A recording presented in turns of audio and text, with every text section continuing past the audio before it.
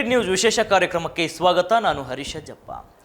ಪ್ರಧಾನಿ ಮಂತ್ರಿ ನರೇಂದ್ರ ಮೋದಿ ಅವರು ಇಂದು ಅಂದರೆ ಸೆಪ್ಟೆಂಬರ್ 17 ಬುಧವಾರದಂದು 75ರ ವಸಂತಗಳನ್ನು ಪೂರೈಸಿದ್ದು, ಅಮೆರಿಕ ಅಧ್ಯಕ್ಷ ಡೊನಾಲ್ಡ್ ಟ್ರಂಪ್ ಅವರು ತಮ್ಮ ಆಪ್ತ ಸ್ನೇಹಿತನಿಗೆ ಜನ್ಮದಿನದ ಶುಭಾಶಯ ತಿಳಿಸಿದ್ದಾರೆ.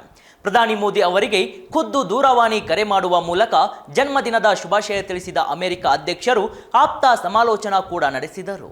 ಇನ್ನು ಡೊನಾಲ್ಡ್ ಟ್ರಂಪ್ ಅವರ ದೂರವಾಣಿ ಕರೆಗೆ ತಮ್ಮ ಅಧಿಕೃತ ಎಕ್ಸ್ ಅಕೌಂಟ್ನಲ್ಲಿ ಪೋಸ್ಟ್ ಮಾಡುವ ಮೂಲಕ ಧನ್ಯವಾದ ಅರ್ಪಿಸಿದ ಪ್ರಧಾನಿ ಮೋದಿ ಭಾರತ ಅಮೆರಿಕ ಸಂಬಂಧದ ಬಗ್ಗೆ ಸಕಾರಾತ್ಮಕ ಹೇಳಿಕೆಗಳನ್ನು ನೀಡಿದ್ದಾರೆ. ಇದಕ್ಕೆ ಪ್ರತಿಯಾಗಿ ಡೊನಾಲ್ಡ್ ಟ್ರಂಪ್ ಕೂಡ ತಮ್ಮ ಟ್ರೂತ್ ಸೋಷಿಯಲ್ ಮೀಡಿಯಾದಲ್ಲಿ ದ್ವಿಪಕ್ಷೀಯ ಸಂಬಂಧಗಳನ್ನು ಗಟ್ಟಿಗೊಳಿಸುವ ಕುರಿತು ಮಾತನಾಡಿದ್ದಾರೆ. ನನ್ನ ಸ್ನೇಹಿತ ಮತ್ತು ಅಮೆರಿಕ ಅಧ್ಯಕ್ಷ ಡೊನಾಲ್ಡ್ ಟ್ರಂಪ್ ಅವರು ನನ್ನ 75ನೇ ಹುಟ್ಟುಹಬ್ಬಕ್ಕಾಗಿ ದೂರವಾಣಿ ಕರೆ ಮಾಡಿ ಶುಭಾಶಯ ತಿಳಿಸಿದ್ದಾರೆ. ಇದಕ್ಕಾಗಿ ನಾನು ಅಧ್ಯಕ್ಷರಿಗೆ ಧನ್ಯವಾದ ಅರ್ಪಿಸುತ್ತೇನೆ. ನಿಮ್ಮಂತೆಯೇ ಭಾರತ ಅಮೆರಿಕ ಸಮಗ್ರ ಮತ್ತು ಜಾಗತಿಕ ಸಹಭಾಗಿತ್ವವನ್ನು ಹೊಸ ಎತ್ತರಕ್ಕೆ ಕೊಂಡೊಯ್ಯಲು ನಾನು ಸಂಪೂರ್ಣವಾಗಿ ಬದ್ಧನಾಗಿದ್ದೇನೆ.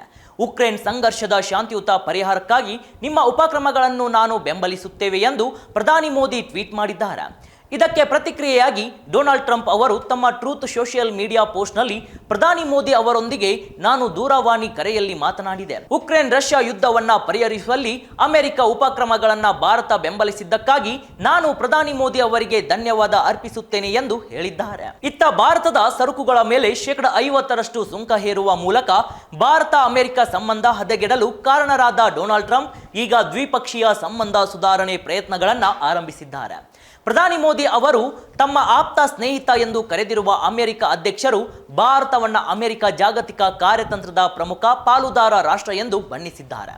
ಡೊನಾಲ್ಡ್ ಟ್ರಂಪ್ ಅವರ ಹೇಳಿಕೆಗಳಿಗೆ ಸಕಾರಾತ್ಮಕವಾಗಿ ಸ್ಪಂದಿಸಿರುವ ಪ್ರಧಾನಿ ಮೋದಿ ಭಾರತ ಅಮೆರಿಕ ನಡುವಿನ ದ್ವಿಪಕ್ಷೀಯ ಸಂಬಂಧಗಳನ್ನು ಉತ್ತಮಗೊಳಿಸಲು ಅಮೆರಿಕ ಅಧ್ಯಕ್ಷರೊಂದಿಗೆ ಮಾತನಾಡಲು ಸಿದ್ಧ ಎಂದು ಹೇಳಿದ್ದರು. ಇದಕ್ಕೆ ಪೂರಕವಾಗಿ ಅಮೆರಿಕದ ವಾಣಿಜ್ಯ ನಿಯೋಗವು ದ್ವಿಪಕ್ಷೀಯ ವ್ಯಾಪಾರ ಒಪ್ಪಂದ ಮಾತುಕತೆ ನಡೆಸಲು ರಾಷ್ಟ್ರ ರಾಜಧಾನಿ ಹೊಸದಿಲ್ಲಿಗೆ ಬಂದಿಳಿದಿದೆ. ಅಷ್ಟೇ ಅಲ್ಲ, ಭಾರತ ಅಮೆರಿಕ ಸಮಗ್ರ ಜಾಗತಿಕ ಕಾರ್ಯತಂತ್ರದ ಸಹಭಾಗಿತ್ವ ರಕ್ಷಣೆ, ವ್ಯಾಪಾರ, ಇಂಧನ ಮತ್ತು ತಂತ್ರಜ್ಞಾನದಲ್ಲಿ ಪ್ರಮುಖ ಉಪಕ್ರಮಗಳನ್ನು ಒಳಗೊಂಡಿದೆ. ಕಳೆದ ಫೆಬ್ರವರಿಯಲ್ಲಿ ವಾಷಿಂಗ್ಟನ್ನಲ್ಲಿ ನಡೆದ ಟ್ರಂಪ್ ಮೋದಿ ಮಾತುಕತೆಯಲ್ಲಿ 2030ರ ವೇಳೆಗೆ ದ್ವಿಪಕ್ಷೀಯ ವ್ಯಾಪಾರವನ್ನು ದ್ವಿಗುಣಗೊಳಿಸುವ ಗುರಿಯನ್ನ 500 ಶತಕೋಟಿ ಅಮೆರಿಕ ಡಾಲರ್ಗೆ ನಿಗದಿಪಡಿಸಲಾಯಿತು. ಸದ್ಯ ಸುಂಕ ಸಮರದಿಂದಾಗಿ ಭಾರತ ಅಮೆರಿಕ ನಡುವಿನ ಸಂಬಂಧದಲ್ಲಿ ಸ್ವಲ್ಪ ಬಿರುಕು ಮೂಡಿದೆಯಾದರೂ ಹದಗೆಟ್ಟಿರುವ ಸಂಬಂಧಗಳನ್ನು ಸರಿಪಡಿಸಲು ಅಮೆರಿಕ ಅಧ್ಯಕ್ಷ ಡೊನಾಲ್ಡ್ ಟ್ರಂಪ್ ಪ್ರಯತ್ನ ಆರಂಭಿಸುವುದು ಜಾಗತಿಕ ಮಟ್ಟದಲ್ಲಿ ಗಮನ ಸೆಳೆಯುತ್ತಿದೆ.